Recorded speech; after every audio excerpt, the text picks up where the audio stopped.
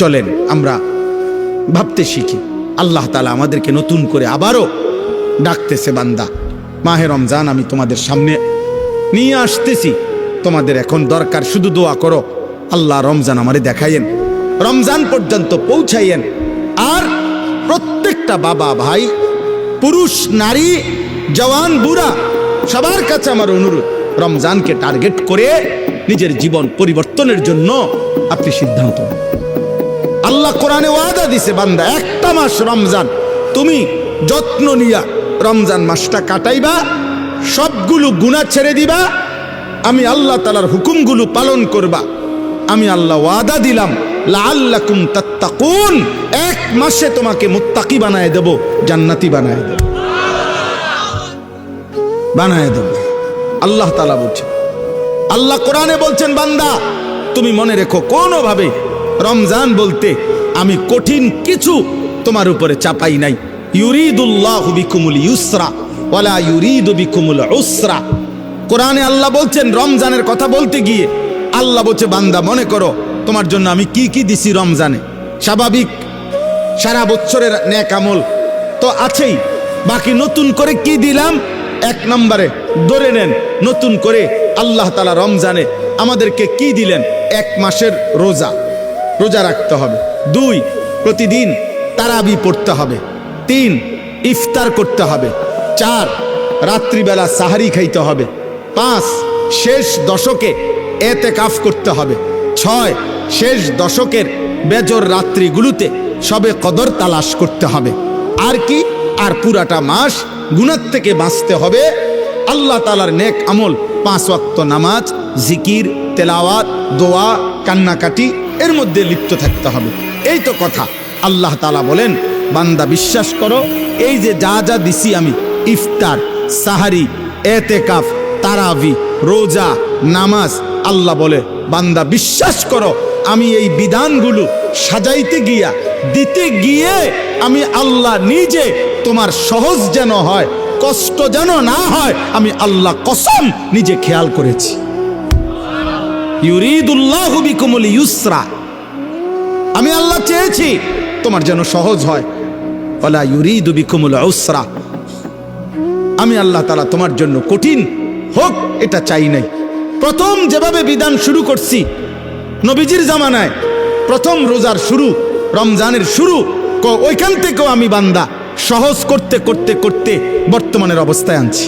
শুধু কমাইছি, বাড়াইছি না, শুধু কমাই আনছি। সংক্ষেপে বলি, প্রথম রাসূলুল্লাহ সাল্লাল্লাহু আলাইহি সাল্লামের জামানায় রোজা এর বিধান ছিল কি, এর বিধান ছিল, মৌলিক নিয়ম ছিল যে নবীজির জামানায় প্রথম রমজানের রোজা রাখার নিয়ম ছিল সুবহে সাদিক থেকে, মানে সকালবেলা যেই ভোরের টাইম, সুবহে সাদিক থেকে রোজার টাইম শুরু হইতো। সন্ধ্যা হইলে, সূর্য ডুবলে, মানে আমরা যখন ইফতার করি তখন ইফতার খাওয়ার অনুমতি ছিল।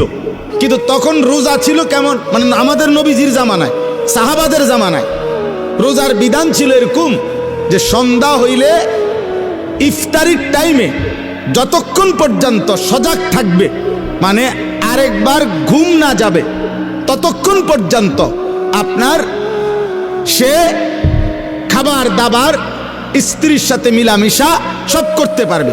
কিন্তু সন্ধ্যার পর থেকে নিয়ে যখনই ঘুমায় যাবে, ঘুম আইসা গেলে নতুন রোজা শুরু। মনে করেন এখন যদি সন্ধ্যা 6টা বাজে ইফতার করলাম, এখন সজাগ যতক্ষণ, খানার টাইম এতক্ষণ, বুঝেন নাই হিসাবটা, সজাগ যতক্ষণ এতক্ষণ। 8টা বাজে ঘুমায় গেছে, রোজা শুরু। বা মাগরিব পড়ে বলে কদ্দুর শরীরটা ভালো লাগতেছে না, সারাদিন ব্যস্ত ছিলাম, একটু শুইছে, রোজা শুরু। এটাই ছিল বিধান, এটাই নবীজির জামানা ছিল। কিন্তু এইটুকুর কারণে সাহাবাদের কষ্ট হইতেছিল। কি কষ্ট? দেখা গেছে অনেকে সন্ধ্যাবেলা ইফতারের সময় হয়তো সামান্য মাত্র পানি পান করছে, বা 2টা খেজুর খাইছে, অথবা খায় নাই, এরই মধ্যে মাগরিবের নামাজ পড়ে ক্লান্তিতে ঘুম চলে আসছে, এই কারণে আর খাবার খাইতে পারে নাই। সারা রাত্র আবার নতুন রোজা শুরু হয়ে গেছে, পরের দিন আবার সন্ধ্যার সময় খাবার অনুমতি। তো ফলে একদিন একজন সাহাবী সন্ধ্যাবেলায় খাইতে পারে নাই, ফলে ঘুমায় গেছে।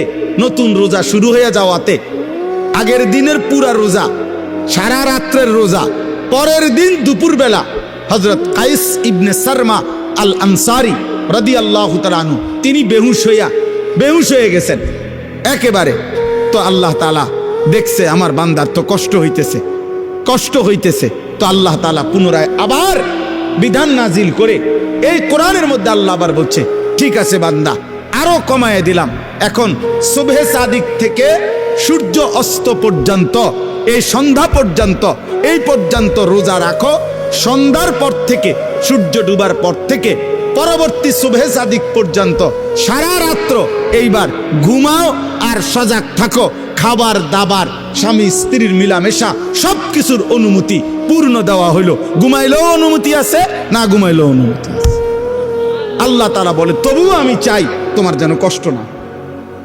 ইউরিদুল্লাহু বিকুমুল ইউসরা, আমি কষ্ট দিতে চাই না। বান্দা কি মায়া করে মালিক বলছে, মা জাআলা আলাইকুম ফিদ্দীন মিন হারাজ। আল্লাহ বলে, বান্দা দ্বীনের নামে, ইসলামের নামে, কোরআনের নামে, শরীয়তের নামে, বিধানের নামে আমি আল্লাহ তোমাদের উপরে একটা কষ্ট আমি দেই নাই। আমাকে মানতে গিয়ে তুমি বান্দা কষ্ট পাইবা, আমি এমন মালিক না। আমি রউফ, আমি রাহিম, আমি রহমান। আমি সব জানি আমার বান্দার ভেতর বাহির, যোগ্যতা কদ্দুর, দুর্বলতা কদ্দুর, সক্ষমতা কতটুকু। আমি যুবকের আর বৃদ্ধের হুকুম বরাবর করি নাই।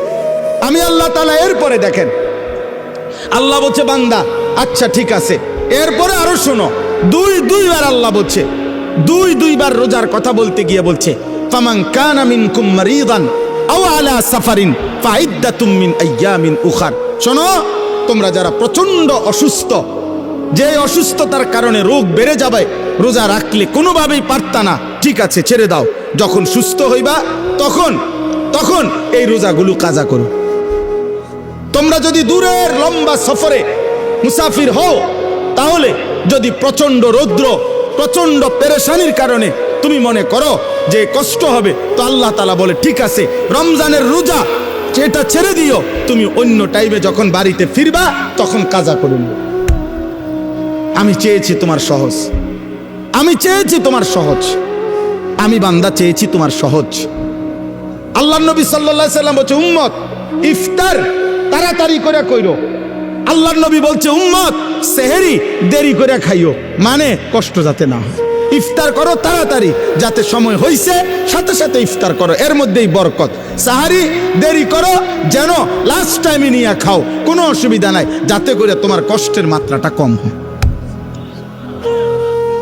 মানে সব মিলাইয়া রব্বুল আলামিন চেয়েছেন আমার বান্দার যেন আরাম হয়, কষ্ট না হয়।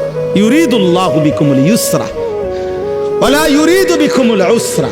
একদিকে তো সহজ করার জন্য এত ব্যবস্থাপনা করেছেন, আবার আরেক দিকে নেকি। আল্লাহ তাআলা যেন বললেন, রমজানের এক একটা মুহূর্ত আমি স্বর্ণের দামে না, রূপের দামে না, মণি মুক্তার দামে না, বরং আসমান জমিনটাকে যদি 112 দাম ধরো, আসমান জমিন পুরা সৃষ্টির, সেটার যেই দাম আসবে, আল্লাহ বলে তার চাইতে কোটি গুণ বেশি দামে আমি রমজানের এক এক মুহূর্ত তোমাকে দিলাম। চাও, সেকেন্ড কোটি গুণ দামি বানাই দিলাম। 1/70, এটাও বলছি প্রাথমিক, এটা বলছি স্বাভাবিক হিসাব, 1/70, কিন্তু মূলত হইল আল্লাহ তাআলা এই 70 লেখবার আগেও ফেরেশতাদের আল্লাহকে জিজ্ঞেস করে, আল্লাহ আপনার বান্দার রমজানের এই নেকিটা 70 লিখতামনি।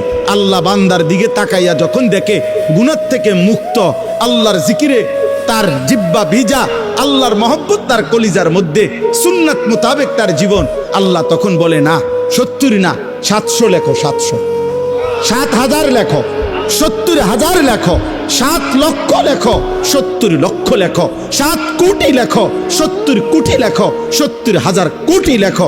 এক সেজদা একবার সুবহানাল্লাহ বললে আল্লাহ বলে লেখো 70,000 কোটি সুবহানাল্লাহ লেখো।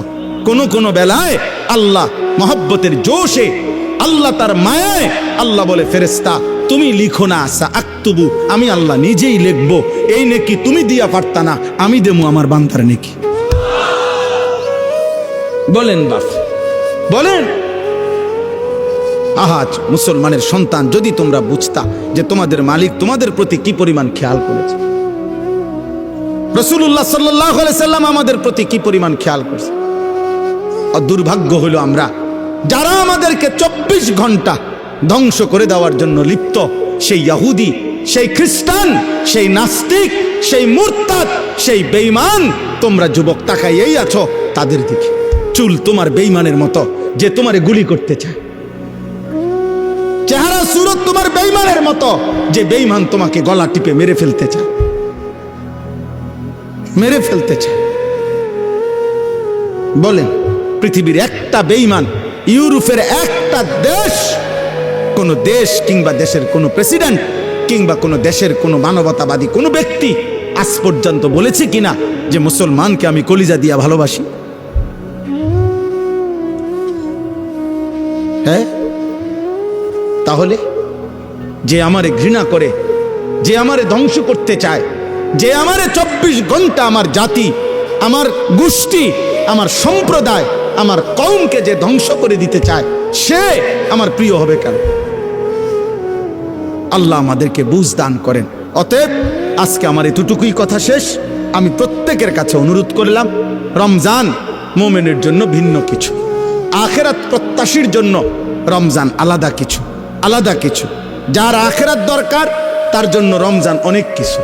যার শুধু দুনিয়া দরকার, ভাত মাছ চাল ডাল আর এই বিল্ডিং, ইট বালু সিমেন্ট আর ফুলকপি পাতাকপি, আর জীবন যার এই খিরা টমাটো, এ কদ্দুর খাইয়া দাইয়া বনে বিড়িয়ে সিগারেটে সাদোয়ানে আর গফে আর টেলিভিশনে আর নর্তকিতে, এতটুকু নিয়ে যার জীবন, তোর জন্য রমজান কিছুই না, নাফরমান। কিন্তু ইমানদারের জন্য রমজান অনেক কিছু। যার আখিরাত দরকার তার অনেক কিছু, তার জন্য অনেক কিছু। এজন্য রাসূলুল্লাহ সাল্লাল্লাহু আলাইহি সাল্লাম 2 মাস রমজানের জন্য দোয়া করতেন। এজন্য কিতাবে আছে আউলিয়ায়ে কেরাম 1 বছরও ছিলেন। এক রমজান শেষ হইলে, ঈদের চাঁদ উঠলে, ঈদের দিন আবার পরবর্তী রমজানের জন্য দোয়া শুরু করতেন। 1 বছর টানা আরেকটা রমজানের জন্য দোয়া করতেন। এজন্য আখিরাত যার দরকার তার জন্য রমজান ভিন্ন কিছু। আল্লাহ তাআলা আমাদের প্রত্যেককে রমজানের কদর করে আজকের এই মুবারক মাহফিল থেকে রমজানের প্রস্তুতি নিয়ে নিজেদের জীবন সুন্দর করার তৌফিক দান করেন, কবুল করেন, আমিন। কোনো মানুষের সুস্থতার জন্য এটা জরুরি যে তার মধ্যে পার্থক্য শক্তি থাকে। একটা মানুষ কি সুস্থ স্বাভাবিক নাকি প্রতিবন্ধী, মানসিক ভারসাম্যহীন, এটা বুঝার একটা চিহ্ন হলো তার মধ্যে পার্থক্য শক্তি আছে কিনা। অর্থাৎ যে সত্য মিথ্যা, জায়েজ না জায়েজ, উচিত অনুচিত, ভালো মন্দ, কল্যাণ অকল্যাণ, হালাল হারাম, এটা যে পার্থক্য করতে পারে, এ সুস্থ মানুষ, স্বাভাবিক মানুষ। আর যার মধ্যে এই পার্থক্য শক্তি থাকে না, যে না আমার যখন যেখানে যা আমার মন চায় তা, এবারে হাসুক নলে লাফাক নলে ফালাক, এটা কি মানায় না, মানায় না, অন্যরা কি মনে করবে কি ভাববে, কিছুর আমার দরকার না। এই মানুষ কিন্তু মনে রাখতে হবে, এই মানুষ প্রতিবন্ধী, মানসিক ভারসাম্যহীন, তার ব্রেনে সমস্যা। এই জন্য ছেলেরা, বাবা এটা মনে রাখো, তোমার পথে তুমি চলো, আমার পথে আমি চলি। কেউ কারোর জন্য আটকায় না, কারোর জন্যই দুনিয়া থেমে থাকে না, কারোর জন্যই না, কারোর জন্য কেউ থামে না। দুনিয়া প্রত্যেকেরকে নিয়ে আপন গতিতেই চলতেছে। ওয়াকুল্লুম ফি ফালাকিন ইয়াসবাহুন, সব কিছু একটা নির্দিষ্ট গন্তব্যের দিকেই চলতেছে। আল্লাহ তাআলা বলছে প্রত্যেকটা সৃষ্টি, আল্লাহর সমস্ত সৃষ্টি। অতএব কারো জন্য, কারো হাসি, কারো কান্না, কারো মৃত্যু, কারো জন্মগ্রহণ, কোনো কিছুতেই পৃথিবীর ঘন্টা মিনিট সেকেন্ড থামে না। মরলেও ঘড়ির কাঁটা চলে, বাচ্চা জন্ম নিলেও ঘড়ির কাঁটা চলে, এবং আমরা আমাদের নির্দিষ্ট সময় পার করে প্রতিনিয়ত চলেই যেতে হবে, এটাই স্বাভাবিক। এই জন্য কেউ সেজদা দিতে দিতে যদি আব্দুল কাদের জিলানিও হয়, তারও মৃত্যু হবে। কেউ যদি নাফরমানি করতে করতে, অসভ্যতা করতে করতে ফেরাউন নমরুদ হয়, তারও মৃত্যু হবে। এটা সহজ বিষয়, কোনো ঘন্টা মিনিট সেকেন্ড থেমে থাকে না। শনিবার রবিবার হয়, রবিবার সোমবার হয়, জানুয়ারি ফেব্রুয়ারি হয়, রাত দিন হয়, দিন রাত হয়, সকাল দুপুর হয়, দুপুর বিকাল হয়। এই ঘুরতেই আস, চলতেই আস, চলতেই আস। এই জন্য সব ছেলে তোমাদেরকে বল, তোমার জন্য তুমি মনে রাখতে হবে, এই পৃথিবীর কেউ তোমাকে না চিনলেও তোমার তো নিজেকে চিনা উচিত।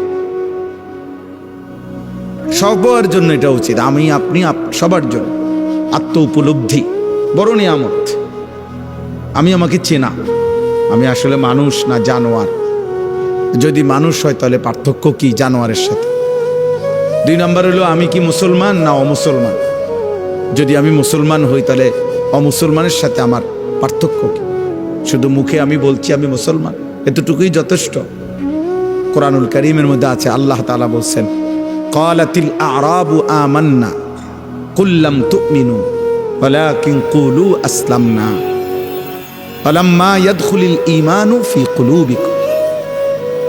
আল্লাহ তাআলা বলেন, মক্কার কিছু বেদুইন মানুষ নবীজির সামনে আইসা বলতো, মুহাম্মদ আমরা ঈমান এনেছি, আমরা মুমিন।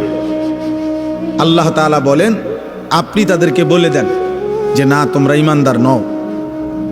আমি আল্লাহ বললাম তোমরা ঈমানদার না, বরং তোমরা এতটুকু বলতে পারো যে আমরা বাহ্যিকভাবে ইসলামের আনুগত্য স্বীকার করছি, মানে পরিচয় দিচ্ছি। ওয়ালাম্মা ইয়াদখুলিল ঈমানু ফি কুলুবিকুম, এখনো তোমাদের অন্তরে ঈমান প্রবেশ করে নাই, আল্লাহ বলছে। তার মানে এটা নিয়ম, শেকড় যত গভীর হয়, গাছের ডালপালা তত মোটা হয়, ছড়ায় পড়ে। যে গাছের শিকড় যত দুর্বল, ওই গাছের উচ্চতা এবং চারিদিকে ছড়িয়ে পড়া ডালপালা তত দুর্বল।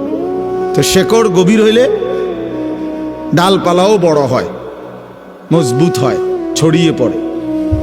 তো যার কলিজার ভিতরে ঈমান যেমন, তার বাহ্যিক চেহারা, সুরত, চলন বলন, বাহ্যিকভাবেও তার ইসলাম ততটা ছড়িয়ে পড়ে। এটা দেখলেই বোঝা যায়, চুল দেখলেই বোঝা যায় তার কলিজায় ঈমান আছে না নাই। সেজদা দেখলেই বোঝা যায়, নামাজের সময় দেখলেই বোঝা যায় যে তার মধ্যে ঈমান আছে না নাই। হালাল হারামের সামনে আসলেই বোঝা যায় তার মধ্যে ঈমান আছে না নাই। নারী সামনে আসলেই বোঝা যায় তার মধ্যে ঈমান আছে না নাই। পাক নাফাকের প্রশ্ন আসলেই বোঝা যায় ঈমান আছে না নাই। এটা প্রতি মুহূর্তেই পরীক্ষা চলতেছে, আর প্রতি মুহূর্তেই প্রমাণ হইতেছে। আল্লাহ তাআলা কোরআনুল কারীমের মধ্যে বলছেন, ওয়ালাকাদ ফাতান্নাল্লাযীনা মিন ক্বাবলিহিম ফালা ইয়া'লামান্নাল্লাহুল্লাযীনা সাদাকু ওয়ালা ইয়া'লামান্নাল কাযিবিন। আমি আল্লাহ প্রত্যেক যুগে যারাই নিজেদেরকে মুমিন পরিচয় দিয়েছে, আমি তাদেরকে পরীক্ষা নিয়েছিলাম, আর পরীক্ষা নিয়েই আমি জেনেছি ঈমানের দাবিতে কে সত্যবাদী আর কে মিথ্যাবাদী। দাবিদার তো অনেক, কিন্তু কে আসল মজনু আর কে নকল মজনু, এটা পরীক্ষার মাধ্যমেই প্রমাণিত হয়েছে। ঠিক এটাই বাস্তবতা। তোমরা মনে করো একেবারে সব ছেলে একবারে তোমরা মনে করতেছো উল্লাস, নাচো, ফুর্তি করো। আরে বেটা, তুমি একেবারে 4 রাস্তার মোড়ে লাফাও। মনে করো তোমার 1 বছরে না 10 বছরে কেউ তোমার একটা শব্দ কিছু বলে নাই, যে আমি আমার এই নারী, ছবি, জিনা, ব্যভিচার, মদ, জুয়া, অশ্লীল দৃশ্য, চুল, চেহারা, কোনো কিছুর ব্যাপারে কেউ কিছু বলে নাই আমি আমার মতোই। এটা মনে করো না সৌভাগ্য, এটা দুর্ভাগ্য। মানুষ তাকেই বলে যাকে কেউ গড়তে হয়। মানুষের বাচ্চা আর ছাগলের বাচ্চা একরকম না, মানুষের বাচ্চা আর গরুর বাচ্চা একরকম না। গাভীর বাচ্চা ঘাস টাস খাইয়া দৌড়াইয়া এমনি এমনি বড় হয়ে যায়, কারণ তার আখলাক, চরিত্র, শিক্ষা, দীক্ষা, ভদ্রতা, আচরণের কোনো প্রশ্ন নেই, আর শুধু ঘাস খাইতে লেগেছে। কিন্তু মানুষের বাচ্চা শুধু ভাত খাবে আর পেশাব করবে, পায়খানা করবে, আর ঘুম যাবে, ঘুমের তুইটা আবার লাফাবে। এইটা কোনো মানুষের বাচ্চা বলে না। এটা মানুষের বাচ্চা হলেও তার শিক্ষা আছে, দীক্ষা আছে, আদব আছে, আখলাক আছে, চাল চলন শেখানোর বিষয় আছে, সবকিছু ভিন্নতা। ওয়ালাকাদ কাররামনা বানি আদম, আল্লাহ তাআলা বলেন আমি আদম সন্তানকে আমার সমস্ত সৃষ্টির উপরে সম্মানিত করেছি। ওদের সকল সৃষ্টির চাইতে ভিন্ন। মানুষকে গরু ছাগলের মতো না, বরং মানুষ ভিন্নতা আছে। তাকে আল্লাহ তাআলা সবকিছু শিখাইছেন। এজন্য নবী সাল্লাল্লাহু আলাইহি ওয়াসাল্লাম পেশাব পায়খানা, ওযু, গোসল, আহার, নিদ্রা, হাঁটা চলা, খাদ্য খাবার 24 ঘন্টা যা কিছু জীবনের একটা নিঃশ্বাস কেমনে ফেলবে আল্লাহ নবী সাল্লাল্লাহু আলাইহি ওয়াসাল্লাম তাও উম্মতকে শিখাইছে। কারণ মানুষ শিখতে হয় কারো হাতে, মানুষ গড়তে হয়, নিজেকে সাজাইতে হয়, কারো তত্ত্বাবধানে নিজেকে গড়ে তুলতে হয়। এই জন্য আমি সব সময় বলি, অনেক ছেলে পেলে আছে, অনেক রসিকতা করে দুষ্টামি করে অনেক মজা পায়। মনে করেন কোনো একজন বয়স্ক লোক, কোনো একজন আলেম, বা কোনো একজন দাড়ি টুপিওয়ালা মানুষ, অথবা কোনো একজন মা বোন পর্দানশী, তারে একটা বিদ্রুপ করতে পারলে হে খুশি যে দেখছত কইছি, হ্যাঁ হে মনে করছে আমি একটা বিরাট কাজ করছি, চালাকি করছি, একটা বুদ্ধিমানের কাজ করছি। বেটা আহম্মক, বরঞ্চ খবর নিলে বুঝবা যে তোমার উপরে আল্লাহর লানত, এই কারণে তুমি আল্লাহর থেকে বিমুখ, তোমার উপরে অভিশাপ মূলত। হ্যাঁ, এই জন্য তোমার হালাত এমন, এই জন্য তোমার হালাত। তোমার 365 দিনে এক বছরে এমন একজন কেউ জোটে নাই যে তোমারে একবার মনে করাই দিবে যে কিরে আব্বা ফজরের নামাজ পড়তি না। এই কথাটুকু বলবে, তোমার এটা দুর্ভাগ্য, এমন একজন মানুষ জোটে নাই তোমার কপাল।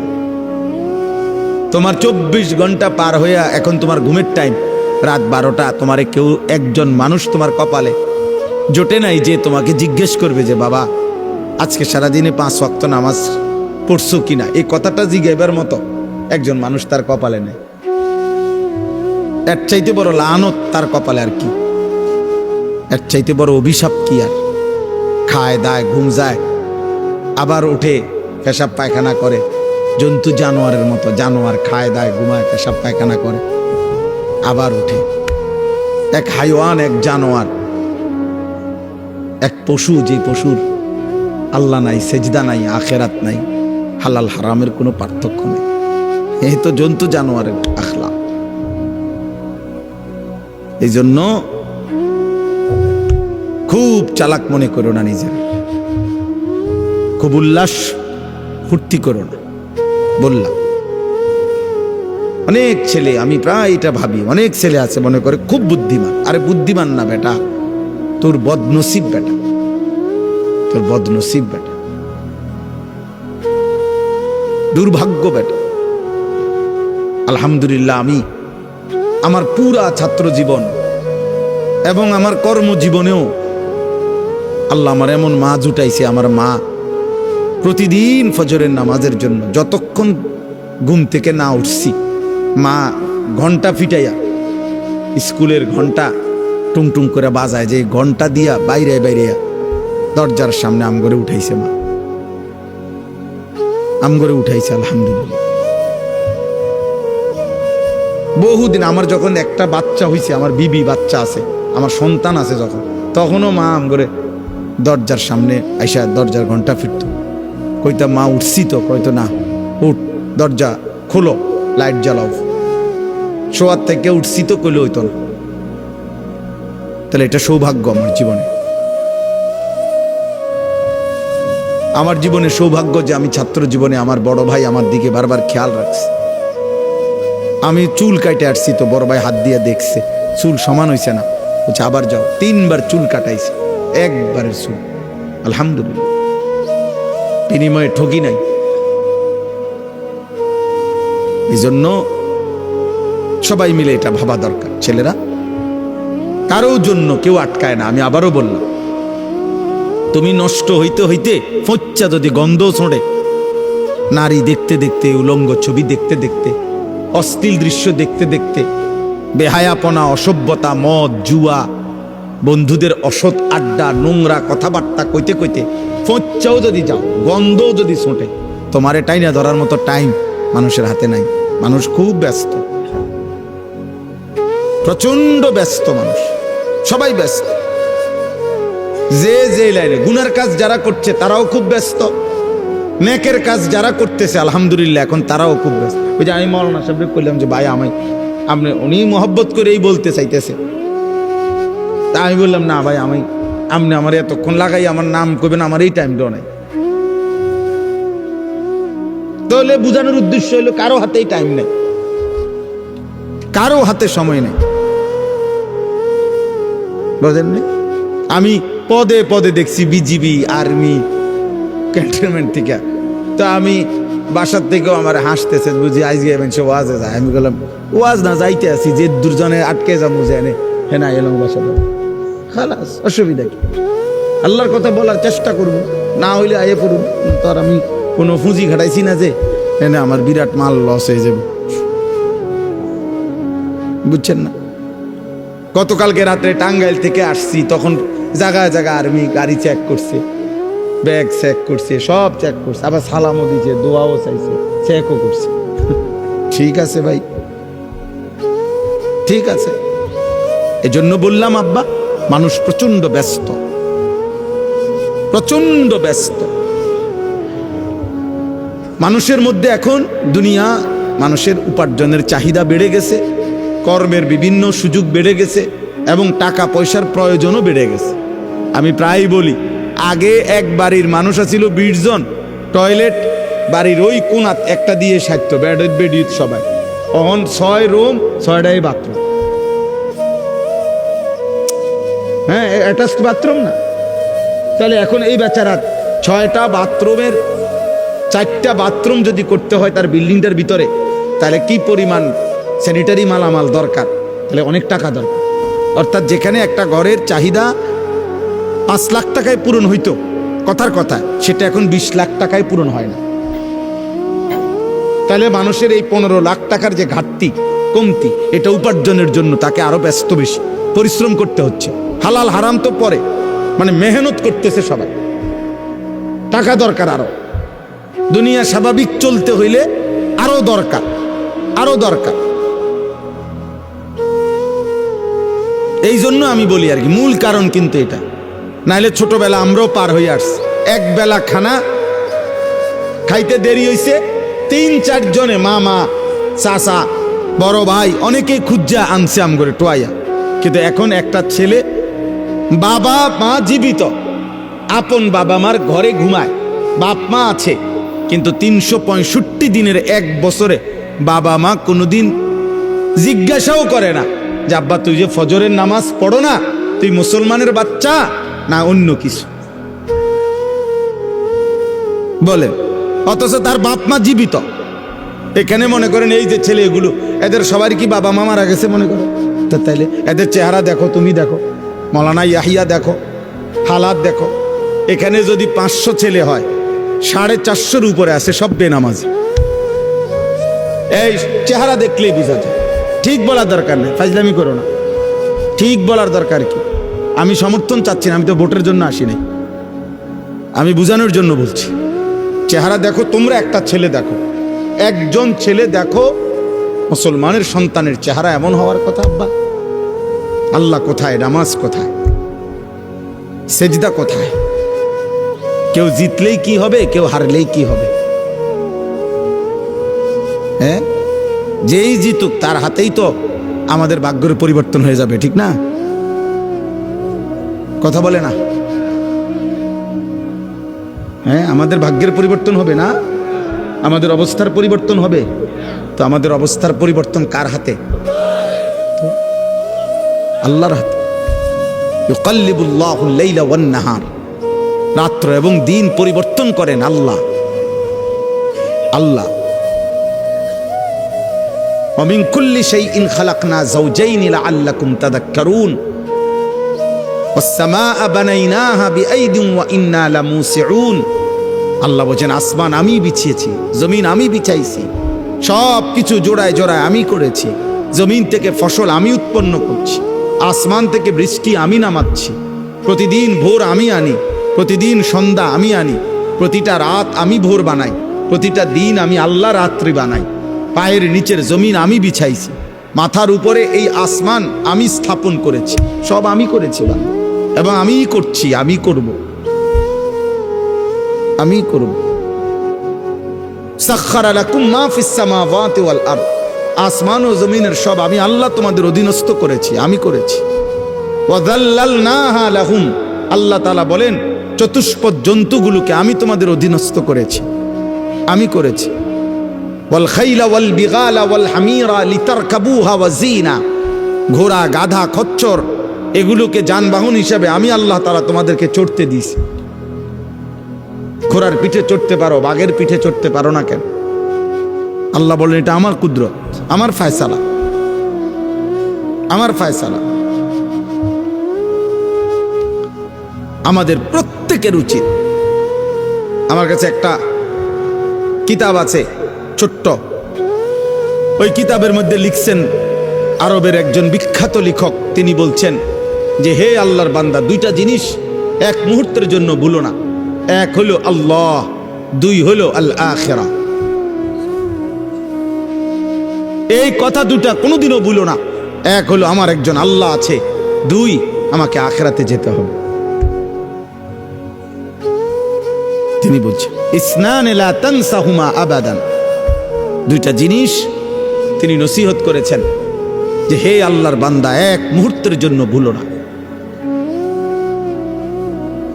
এক নম্বর হলো আল্লাহ জাল্লা জালালুহু, আল্লাহ, আমার আল্লাহ আছে।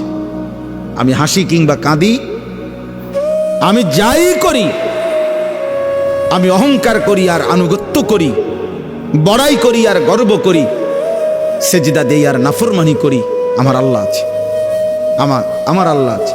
আর আল আখিরা, আমাকে আখিরাতে যেতে হবে, আখিরাতে যেতে হবে। এজন্য কোরআনুল কারীমে উনি একটা সুন্দর উদাহরণ দিছে। ওই একজন ব্যক্তি একটি কওমের, সূরা ইয়াসিনের একটা উদাহরণ দিছে ঘটনার।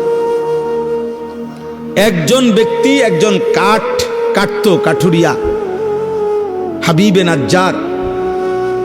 তো তিনি একটি জাতির সকলেই ছিল বেঈমান, কিন্তু এই একটা মানুষ শুধু ইমানদার ছিল।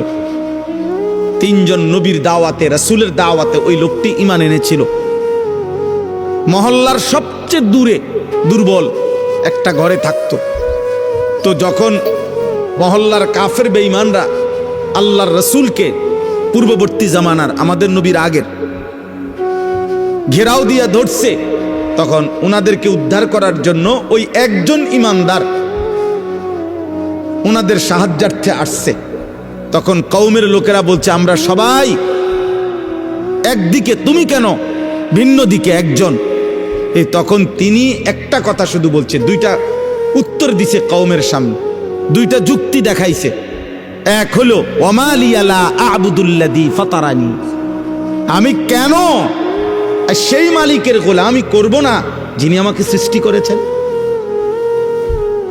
আরে বেটা, এটা তো সাধারণ কমন সেন্স। যিনি আমাকে সৃষ্টি করেছেন তিনি বললেন, হে জাতি তোমরা কি বলছো? তোমাদের দেখা দেখি আমি আল্লাহর নাফরমানি করব কেন? তিনি আমাকে সৃষ্টি করেছেন, আমি তার ইবাদত করব না কেন? আর কি ইলাইহি তুরজাউন। দ্বিতীয় হলো, আমি তো এটাও জানি আমাকে তো তার কাছেই ফিরতে হবে আখিরাতে। তাহলে আমি আল্লাহকে ভুলবো কেমনে? তিনি না আমাকে সৃষ্টি করেছেন। আমি আখিরাতকে ভুলবো কেমনে? আমাকে না সেখানে যেতে হবে। কি চমৎকার উদাহরণ দেখছুনি। ওই ছোট্ট একটা বই আছে না, ইলা শাবাব গাড়িত, এই বইটা আছে। হ্যাঁ, এই জন্য দোস্ত, যে যাই করছো করো বাবা, অসুবিধা নাই, কোনো সমস্যা নেই। 8টা 9টাই বাজবে, 9টা 10টা বাইজা যাবে, একদিন তুমি আমি সব এই পৃথিবীর অনেক হাসি কান্না, অনেক প্ল্যান প্রোগ্রাম পরিকল্পনা, অনেক স্বপ্ন, অনেক ইচ্ছা আকাঙ্ক্ষা, এগুলাকে দুনিয়াতে রেখেই তুমি আমি আস্তে আস্তে ধীরে ধীরে সময়ের ব্যবধানে কবরে চলে যাব। কবরে চলে যাবে। আমার মৃত্যু কিংবা আপনার মৃত্যু, কারো মৃত্যুতেই, নেককার মৃত্যু কিংবা নাফরমান মৃত্যু, কারো মৃত্যুতেই সূর্য চন্দ্রের গতি থামে না। রাসূলুল্লাহ সাল্লাল্লাহু আলাইহি সাল্লাম বলছেন, হাদিসের মধ্যে আছে, নবীজির একজন সন্তান হযরত ইব্রাহিম রাদিয়াল্লাহু তাআলা আনহু, নবীজির সন্তান ইন্তেকাল করছিলেন। তো সেদিন চন্দ্রগ্রহণ লাগছে, চন্দ্রগ্রহণ হয়েছিল। তো সাহাবারা কেউ কেউ মন্তব্য বা কেউ কেউ বলছে নিশ্চয় নবীজির সন্তানের বিরহে চন্দ্রগ্রহণ লাগছে। তখন আল্লাহর নবী সাল্লাল্লাহু আলাইহি ওয়াসাল্লাম তৎক্ষণাৎ সাহাবায়ে কেরামকে মসজিদের মধ্যে জমা করে, দেখেন অনেক ছেলে এখনো মোবাইল ধরে রাখছে, দেখেন, আহা, যাও বাবা বাইরে হয়ে যাও, বাইরে হয়ে যাও, আব্বা ঘুরে দাঁড়াইছো কেন, বাইর হয়ে যাও, একবারে বের হয়ে গেলেই হলো, অসুবিধা কি? এখানে ভোটের কোনো বিষয় নাই। জি, অতএব বলতেছে রাসূলুল্লাহ সাল্লাল্লাহু আলাইহি ওয়াসাল্লাম তখন সাহাবায়ে কেরামকে মসজিদে নববীতে ডাকছে। ডাইকা নবীজি খুতবা দিয়া বলছে যে আল্লাহর কসম সাহাবারা শুনো, নিশ্চয়ই কারো মৃত্যুতে সূর্যগ্রহণ কিংবা চন্দ্রগ্রহণ হয় না, হয় না, বরং সেটা আল্লাহ তাআলার কুদরতি নিজাম, আল্লাহ তাআলার কুদরতি নিজাম। সব কিছু আল্লাহ তাআলা তার ধারাবাহিক নিজামে আল্লাহ তাআলাই চালাচ্ছে। এজন্য আজকে আমার প্রথম কথা এটা, যে কবরবাসীদের মাগফিরাত কামনায় মাহফিল। ধরে নেন কবরবাসীদের কথা মনে পড়েন, ওনাদেরও অনেক স্বপ্ন আকাঙ্ক্ষা পরিকল্পনা ছিল। ব্যস্ততম এই দুনিয়ায় ওনারাও, আমার আব্বারে আমি যতদিন বুঝছিল, আমার আব্বারে আমি যতদিন দেখছি, আমার আব্বা ফজরের নামাজের পর থেকে রাত 10টা পর্যন্ত আব্বাকে দেখতাম। এক নম্বরে উনি মানুষের বাসায় বাসায় কুমিল্লা শহরে একটা সাইকেল দিয়া প্রাইভেট পড়াইতো, এই বাচ্চাদেরকে কোরআন শরীফ শিখাইতো। আমার আব্বা আলেম ছিলেন, 5 ওয়াক্ত নামাজ মসজিদে ইমামতি করতেন, আর একটা প্রাইমারি স্কুলে মাস্টারি করতেন। এই 3টা কাজ ছিল আব্বার মূল, মসজিদের 5 ওয়াক্তের ইমাম, আর প্রাইমারি স্কুলের মাস্টারি করতেন, আর মানুষের বাসায় বাসায় প্রাইভেট পড়াইতো তখনকার সময়। তো আমার মনে আছে আব্বার এই সারাটা বছর দেখতাম, কথা একটাই বেশি কইতো আব্বা, সময় নাই আমার, সময় নাই, যে এটা কইতাম মায় কইতো সময় নাই, সময় নাই, সব কিছুই তাড়াহুড়া, সময় নাই বাবা। ডাক্তার দেখাইতে গেছে, ডাক্তার সাহেবের কাছে আগেই দেখা করেন, ডাক্তার সাহেব আমার সময়, আমার নামাজ, আমার জামাতের টাইম হয়ে গেছে, আমার জামাতের টাইম হয়ে গেছে। এই যার হাতে 1 মিনিট সময় নাই, ব্যস্ততম মানুষটা, সেই 2015 সালের আগস্ট মাসে তিনি কবরে চলে গেছেন। আব্বা আজ তো পৃথিবীতে সময় আছে, আমার আব্বা তো নাই, আমার বাবা তো নাই। এজন্য দোস্ত, তোমারে আমারে রাইখা কবরে দিয়া সময় তার সময়ের গতিতেই চলবে, সময় তার সময়ের গতিতেই চলবে। আবার আমাদের সামনে মহান আল্লাহ পাক রব্বুল আলামিন মাহে রমজান আবারও আমাদের সামনে এনে দিয়েছেন, আবারও সামনে নিয়ে আসছেন। আল্লাহ যেন বলে, বান্দা ঘুরে ঘুরে বিভিন্ন আঙ্গিকে আমি চেয়েছি, বান্দা মূল টার্গেট আমার, কখনো শবে বরাত দিলাম, কখনো রমজান দিলাম, শবে কদর দিলাম, এতেকাফ করতে বললাম, মুহররমে আশুরা দিলাম, জিলহজ মাসের নফল রোজা রাখার সময়গুলো দিলাম। এরপরে সারা বছর আমি আল্লাহ তাআলা প্রতিদিন শেষ রাত্রে আমি আল্লাহ তাআলা বান্দা তোমাকে ডাকলাম। প্রত্যেক শেষ রাতে আমি গুনাহ মাফ করার জন্য আমি ডাকি, শবে বরাতে গুনাহ মাফ করার জন্য আমি ডাকি, জুমার রাত্রে আমি গুনাহ মাফ করার জন্য আমি ডাকি, মুহররমে আশুরাকে কেন্দ্র করে গুনাহ মাফ করার জন্য আমি আল্লাহ ডাকি। রমজানের প্রতি সেকেন্ড ওয়ালিল্লাহি উতাকাউ মিনান নার, আল্লাহর জন্য আল্লাহ তাআলা প্রত্যেক রাত্রিতে কোটি কোটি বান্দার গুনাহ মাফ করে। আল্লাহ বলেন, এভাবে বারবার চেষ্টা করেছি বান্দা, কখনো রাত দিয়েছি, কখনো দিন দিছি, কখনো মাস দিয়েছি, কখনো 10 দিন দিছি, ওয়ালায়ালিন আশর, কখনো সপ্তাহ দিয়েছি, কখনো ঘন্টা দিয়েছি, কখনো স্থান দিয়েছি কাবা, কখনো দিয়েছি আরাফা, কখনো দিয়েছি মিনা, কখনো দিয়েছি মদিনার রওজা।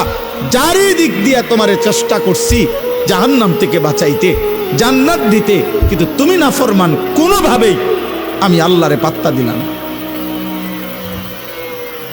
তোমার নারী দেখা শেষ হইল না, তোমার সুদে শেষ হয় না, কিস্তি শেষ হয় না, তোমার দোকানদারি শেষ হয় না, তোমার সংসারের চাহিদাই শেষ হয় না, তোমার লজ্জাস্থানের চাহিদাই শেষ হয় না, তোমার অসভ্যতার নোংরামি শেষ হয় না।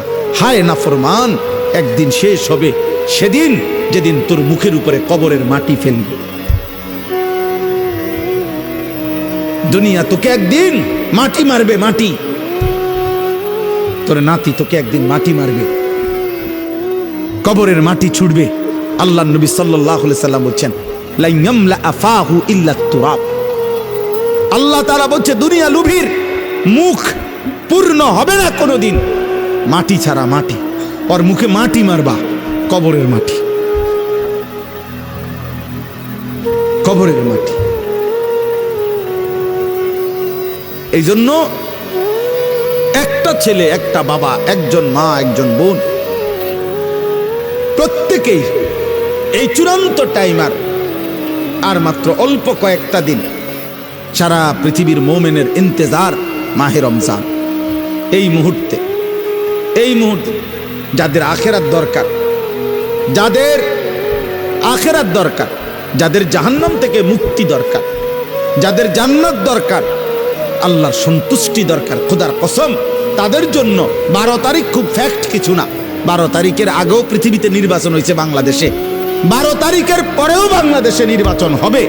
12 তারিখে যারাই নির্বাচিত হবে 5 বছরের মেয়াদেই নির্বাচিত হবে।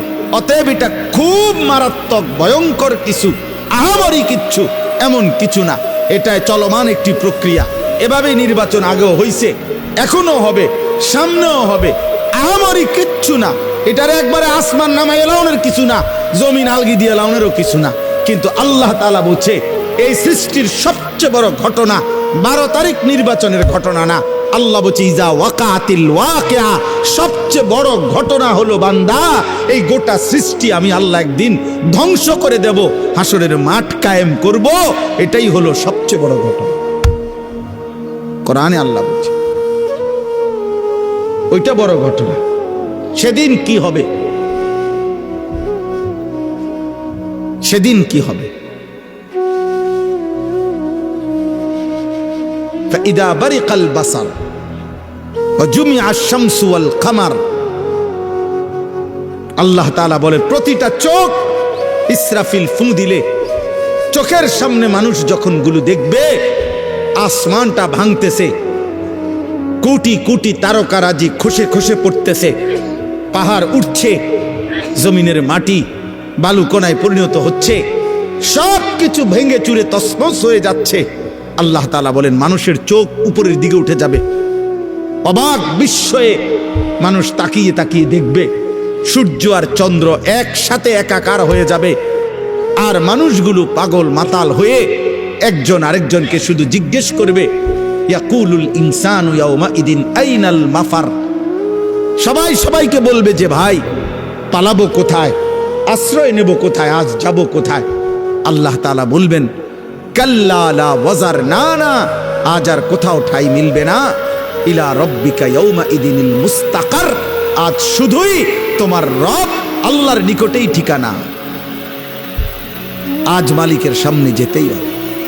এত আয়াত, এত কথা, কোরআনের এত বক্তব্য দোস্ত মিথ্যা না,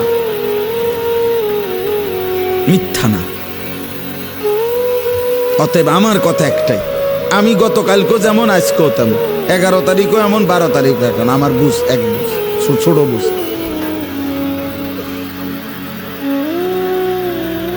আমার কালকেও জিজ্ঞাসা করছে, তোমার বড় সাংবাদিক সাক্ষাৎকার নিছে, আর আপনার কি ভাবনা হুজুর এখন? আমার ভাবনা আগের মতোই ভাবনা,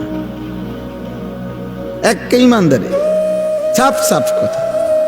উনি বলতে হুজুর আমি ক্যামেরা অন করতেছি, আমি কিছু কথা জিজ্ঞেস করব। হ্যাঁ করেন, ক্যামেরা অন করেন, নইলে আপনি যেটা মনে করে করেন, কথা একটাই, আমি একরকমই ভাবনা, আমার ভাবনা এটাই, আমার আখেরাত, আমার আখেরাত।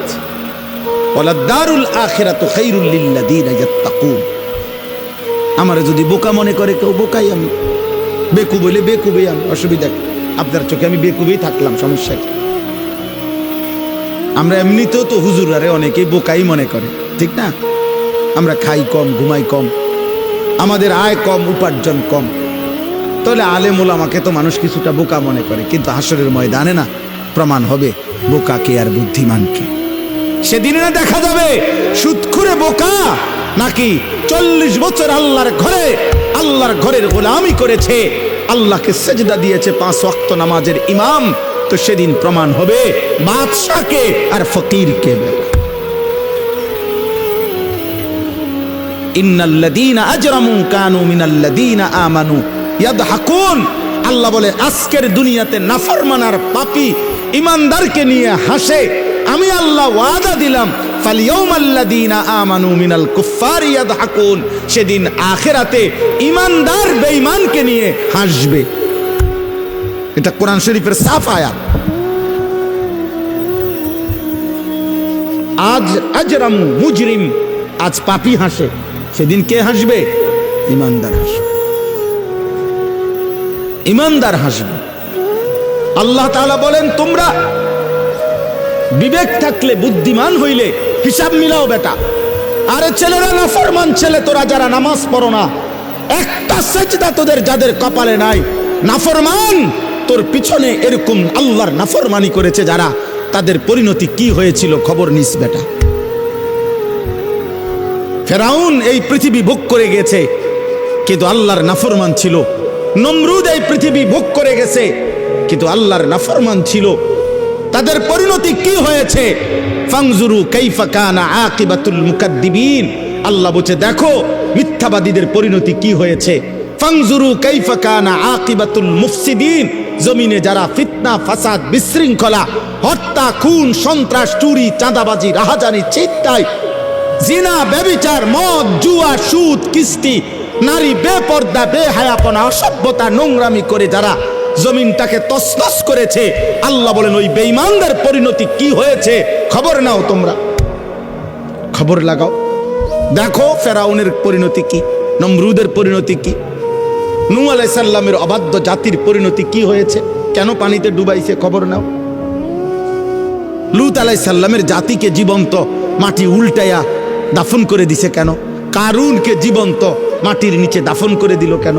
ফেরাউনকে জীবন্ত পানিতে ডুবাইয়া মারলো কেন? নমরুদকে জীবন্ত মশা দিয়া কামড়াইয়া শেষ করে দিল কেন? আনুগত্যের কারণে না অবাধ্যতার কারণে? বলো না ভাই। তাহলে তুমি কি করছো? সালাক মিয়া তুমি কি করতে আসো? হ্যাঁ তুমি কি করছো? ও বলতেছিল মাওলানা ইয়াহিয়া, আমি অল্প একটু শুনতেছিলাম, আপনি আপনার স্ত্রীর দিকে এতটুকু নজর রাখলেন না। হ্যাঁ আপনার বিবি আরেক বেড়ার লগে কথা কয়, আমনও আরেক মহিলার লগে কথা বলেন, আমনও টেলিভিশনে নর্তকী দেখেন, আপনার বিবিও টেলিভিশনে অন্য পুরুষ দেখে, বিবির কলিজার ভিতরেও অন্য পুরুষের কল্পনা, আপনার কলিজার ভিতরেও অন্য মহিলার কল্পনা। সুখ আসবে কোত্থেকে? হ্যাঁ কত দুঃখের কাহিনী শুনবেন এই সমাজের বাস্তবতায়। প্রতিনিয়ত আমি তো দেখি, আহা কত ভদ্রলোক বিশ্বাস করেন, স্যুট পরা, বুট পরা, দামি গাড়ি বাড়িওয়ালা, বেচারার একাকির কান্না, মনে যেন নিজেও কাঁদি, কলিজা ছিঁড়ে কাঁদে একাকি যখন বলে হুজুর কি পরিমাণ পেরেশানি, কি পরিমাণ পেরেশানি। আহা আহ দোস্ত আমার, বন্ধু আমার, আল্লাহকে বাদ দিয়ে ইসলামকে বাদ দিয়ে, রাসূল সাল্লাল্লাহু আলাইহি সাল্লামকে বাদ দিয়ে, আল্লাহর কোরআন এবং সুন্নাহকে বাদ দিয়ে পৃথিবীর অন্য কোনো আইটেমে, অন্য কোনো পদ্ধতিতে সুখ আসে না, হৃদয়ের সুখ আসে না। ওইগুলা তো বিল্ডিং দালান, তো সুখের উপকরণ, দেখতে মনে হয় এগুলা চাকচিক্য, কিন্তু সুখ যেটা, আনন্দ, তৃপ্তি, স্বস্তি, এটা তো ইটের মধ্যে না, এটা তো কলিজার মধ্যে, এটা তো দিলের মধ্যে। বাবা, তোমরা এতগুলো ছেলে, আমি তোমাদেরকে বললাম বাবা, তোমাদের অধিকাংশ ছেলের চেহারা দেখে বোঝা যায়। তোমরা দাঁড়াইয়া দেখো, তোমরাই তোমাদের চুল দেখো, দেখো তোমাদের এই চুল মুসলমানের সাথে, কোনো আলেমদের সাথে, কোনো দিনদার মানুষের সাথে, তোমাদের দাদা চাচা নানা বয়স্ক মুরব্বী নামাজি মানুষের সাথে ন্যূনতম কোনো মিল আছে কিনা? আব্বা, তোমরা যদি বিবেক থাকে, যদি মায়ের দুধ খাইয়া থাকো, তো দেখো, তোমরাই দেখো। তোমরা যারা এক ওয়াক্ত নামাজ পড়ো না, এমন জিন্দেগি, তো তোমরা একটা বিবেক, এক বিন্দু যদি শেষ তোর কলজার ভিতরে যদি একটু বিবেক থাকে, তাহলে জিজ্ঞাসা করে দেখো যে পৃথিবীতে কোনো মানুষ বেনামাজিকে ভদ্র মনে করে কিনা, বেনামাজিকে মানুষ মায়া দয়া শ্রদ্ধা ভালোবাসা দেয় কিনা। নিজেকে নিজে এইভাবে, আমি অনেক, আমার কষ্ট লাগে রে ভাই, অনেক কষ্ট লাগে যে আসলে এক একটা ছেলে পেলে তোমরা নিজেরে নিজে এইভাবে অপমানিত করছো কেন? তুমি বোঝো না যে মানুষ চোরেরে কি মনে করে? তুমি বোঝো না মানুষ জুয়ারিরে কি মনে করে? তুমি বোঝো না মানুষ বেডিতের লগে আকাম কুকাম করলে তারে কি কয়? তুমি বোঝো না মানুষ উলঙ্গ ছবি দেখলে, কেউ যদি নর্তকী দেখে, জিনা ব্যভিচারের দৃশ্য দেখে, ধরা খাইলে তারে মানুষে কি কয়? তুমি বোঝো না? তুমি বোঝো না?